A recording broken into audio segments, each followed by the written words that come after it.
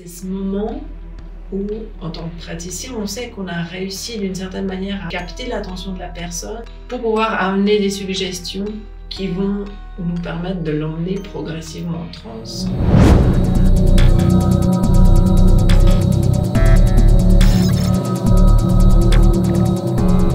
Bonjour, je m'appelle Véronique Breda. Je suis praticienne en hypnose ericksonienne ou hypnothérapeute. J'ai un cabinet à Bogy-Bosset dans lequel je reçois des clients qui viennent avec des peurs, avec des angoisses, avec du stress, avec des objectifs qu'ils aimeraient atteindre aussi, que ce soit des objectifs sportifs, des objectifs d'arrêt de tabac, tout simplement. On va regarder ensemble un extrait du film Get Out qu'on va décortiquer, voir comment c'est construit, qu'est-ce qu'il y a derrière, comment ça se passe dans la vraie vie. Voilà.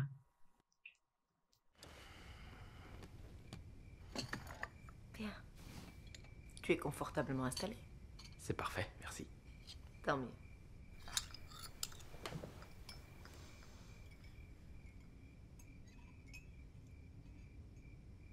Tu veux savoir comment ça fonctionne?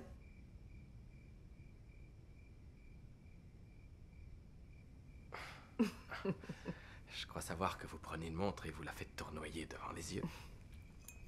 J'ai peur que tu regardes trop les émissions de télé. Quand j'étais gamin, surtout.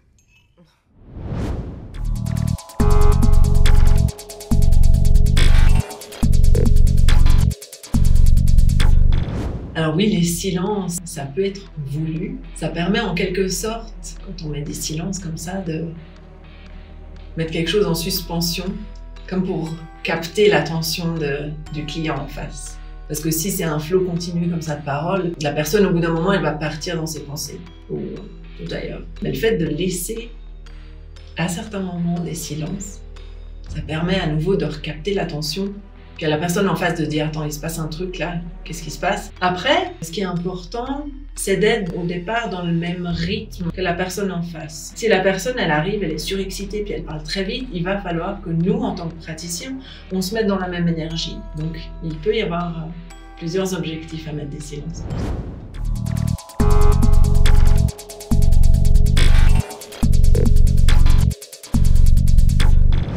Alors le lieu, ça peut avoir une influence, ça dépend de la personne. En fait, peut-être que la personne, ça a beaucoup d'importance pour elle, et à ce moment-là, ça serait important qu'elle se sente en confiance, déjà avec le praticien, et puis dans l'endroit où elle se trouve. Il y a des personnes pour qui ça n'a aucune importance, elles peuvent se faire hypnotiser dans la rue. C'est vraiment individuel à chacun. Et je pense que c'est à nous, en tant que praticiens, d'être attentifs à ça. De se dire, ok, cette personne-là, si je veux pouvoir l'emmener là où elle doit aller, il va falloir créer un cadre, créer une bulle. Ou au contraire, ça peut se faire n'importe où. Et avec certains clients, ça peut se faire dans n'importe quelle condition, dans un bar comme ça. La discussion fait que, du coup, on chope quelque chose, on arrive à tirer un fil et puis à sentir que la personne, elle nous suit. Et puis ça va très bien se passer comme ça. On fait une sorte d'hypnose conversationnelle où ça peut ressembler à une conversation.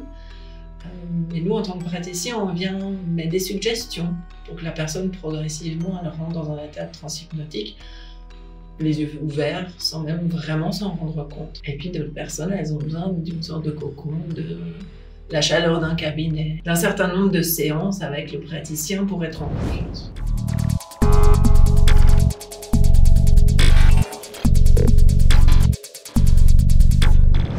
Alors des outils, des objets, effectivement, on peut en utiliser. Ça, c'est vraiment chacun fait en fonction de ce qui lui plaît, ce qui lui parle. Personnellement, je n'utilise pas tellement d'objets. Je pense que le corps de la personne, ce qui se passe en elle, il se passe déjà tellement de choses, il y a déjà tellement d'endroits, de pensées, d'images sur lesquelles la personne peut se focaliser son attention intérieurement, que moi c'est un peu ça que j'utilise en fait, c'est ce qui se passe en la personne. Si je vois qu'elle a les yeux figés comme ça, simplement faire en sorte qu'elle se rende attentive à ça, qu'elle porte son attention là-dessus, ça permet déjà de décaler un tout petit peu son état.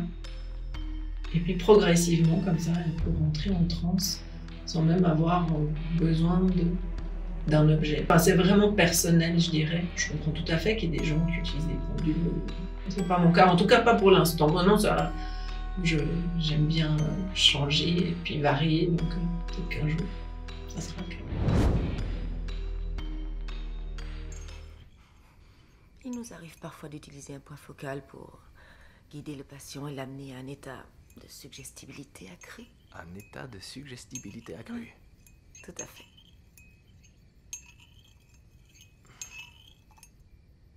Il t'arrive de fumer en présence de ma fille? Je vais stopper la clope, c'est Il promis. s'agit de mon enfant, de ma fille chérie. Tu comprends? Ouais. Parle-moi de ta mère. De ma mère? Vous n'êtes pas en train de... Où étais-tu lorsqu'elle a eu l'accident?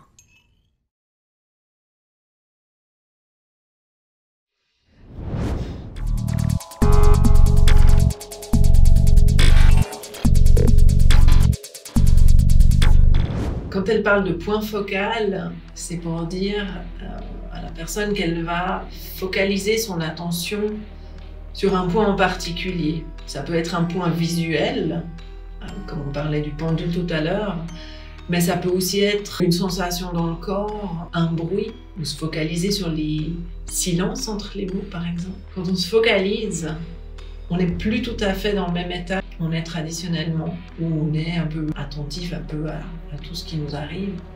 Et quand tout d'un coup on resserre le champ de la conscience, ça change déjà quelque chose à l'intérieur. Donc voilà, c'est quelque chose qu'on utilise en hypnose, entre autres. Quand elle parle de suggestibilité accrue, c'est ce moment où, en tant que praticien, on sait qu'on a réussi d'une certaine manière à capter l'attention de la personne pour pouvoir amener des suggestions qui vont nous permettre de l'emmener progressivement en transe, pas après pas.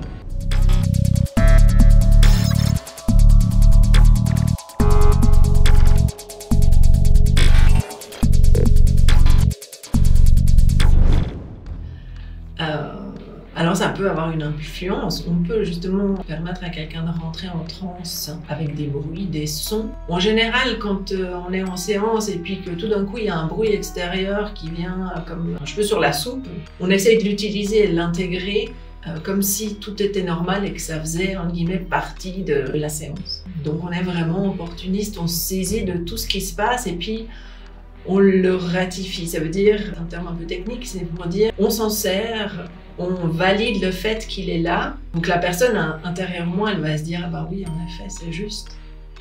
Et puis c'est ça qu'on cherche d'une certaine manière. On cherche à faire en sorte que la personne en face, elle nous dise ah oui, ah oui, ah oui. Et au moment où elle a dit un certain nombre de fois oui, à ce moment-là, elle est dans cette phase de suggestibilité accrue. Et nous, on vient à ce moment-là placer une suggestion. Et puis la personne, elle va dire oui. Et puis elle va commencer à nous suivre, par exemple en état de transe hypnotique.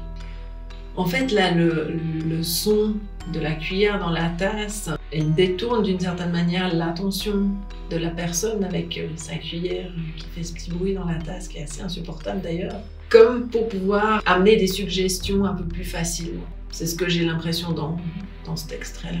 Là, dans l'extrait, elle parle de passion. Alors nous, on parle pas du tout de passion. Ça, c'est vraiment réservé aux médecins, à tout le corps médical. Nous, on parle de clients. Moi, dans mon cabinet, je reçois des clients.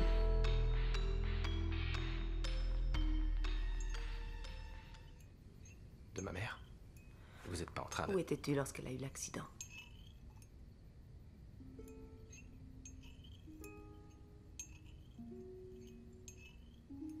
J'ai pas envie de remuer tout ça.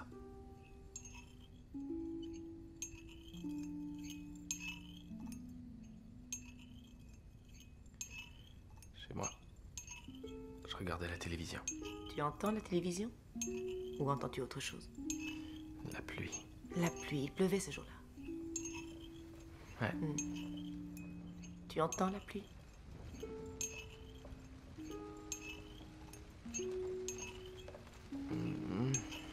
Tu l'entends? Trouve-la. Dis-moi quand tu l'auras trouvée.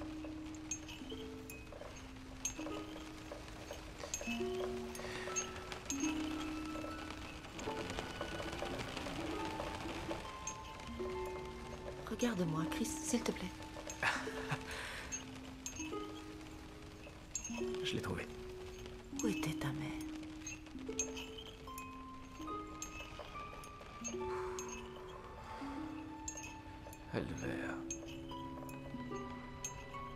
Elle rentrait à la maison. Elle n'était pas chez nous. Elle rentrait du travail.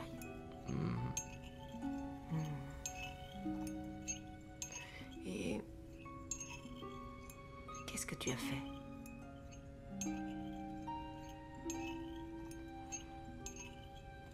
Rien. Tu n'as rien fait. Je suis resté assis. Tu n'as appelé personne? Non. Pourquoi? Je sais plus, je me suis dit que si je le faisais, le cauchemar se réaliserait.